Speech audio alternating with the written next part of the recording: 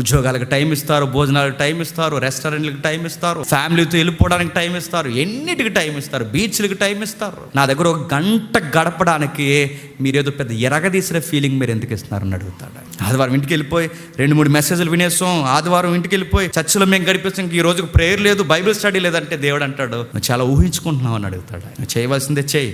ఆదివారం నువ్వు ప్రేయర్కి వెళ్ళి వచ్చినా దేవుడు అంటాడు ప్రేయర్ చేయి అంటాడు. ఆదివారం నువ్వు వాక్యం విని వచ్చినా వాక్యం చదువు అని అడుగుతాడు.